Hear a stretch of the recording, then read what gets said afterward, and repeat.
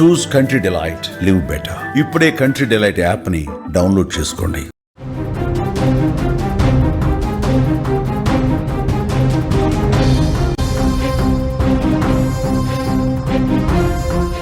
కత్తితో బతుకు మొదలుపెట్టిన వాడికి అదే కత్తితో ముగింపు తప్పదు.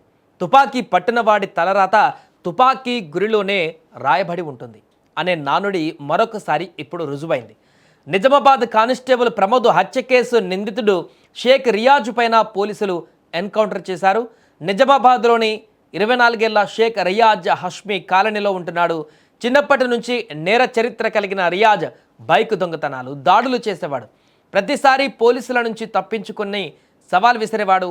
నిజామాబాద్లో బైక్ దొంగతనం కేసులో రియాజ్ను అరెస్టు చేసిన సిసిఎస్ కానిస్టేబుల్ ఈ ప్రమోద్ ఎస్ఐ విఠల్తో కలిసి పోలీస్ స్టేషన్కు తీసుకువెళ్తున్నప్పుడు పోలీసులకు పట్టుబడి మళ్ళీ వారిపైనే తిరగబడి నిందితుడు చాలాసేపు పెనుగులాటకు ప్రయత్నించాడు. అతడి గుండెల్లో పోలీసులు ఇప్పుడు తూటాలు దించారు. మొదటగా నిన్న పట్టుకునే సమయంలో కూడా ఇలాంటి ప్రవృత్తే చూపించాడు. ఈరోజు హాస్పిటల్లో కూడా ఆ రకంగానే పోలీసులకు ఎదురు తిరిగాడు. రియాజ్ పైన నిజామాబాద్ జిల్లాలోని వివిధ పోలీస్ స్టేషన్లలో దాదాపు 40 నుంచి 50కి పైగా కేసులు నమోదయ్యాయి. ఇతని పైన అత్యధికంగా వాహనాల చోరీ కేసులు ఉన్నాయి. ముఖ్యంగా ఖరీదైన బైకులు మరి 30కి పైగా బుల్లెట్ బైకులను దొంగిలించినట్లుగా గుర్తించారు.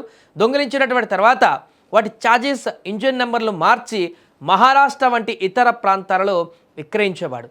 రియాజ్ పైన 8 చైన్ స్నాచింగ్ కేసులు కూడా నమోదై ఉన్నాయి. సాధారణ దొంగతనాలు, బెదిరింపులు, దాడి కేసులలో కూడా ఇతను నిందితుడు. కానిస్టేబుల్ ప్రమోద్ హత్యతో పాటు గతంలో జరిగిన మరో రౌడీ షీటర్ హత్య కేసులో కూడా రియాజ్ నిందితుడిగా ఉన్నాడు. గతంలో ఈ నేరాల కారణంగా రియాజ్ 3 సార్లు జైలుకు వెళ్లి బెయిల్పై విడుదలయ్యాడు. బెయిల్ మీద వచ్చాక కూడా నేరాలను కొనసాగించినట్లుగా పోలీసులు గుర్తించారు. రియాజ్ వయసు కేవలం 24 సంవత్సరాలు మాత్రమే. ఇంత చిన్న వయసులోనే నేరాల బాట పట్టి చివరికి ప్రాణాలు కోల్పోయాడు. ఇది నేరగాళ్లకు, చిన్న వయసులో కత్తి పడుతున్నటువంటి యువతకు ఒక గుణపాఠంగా మారింది ఈరోజు రియాజ్ ఎన్కౌంటర్.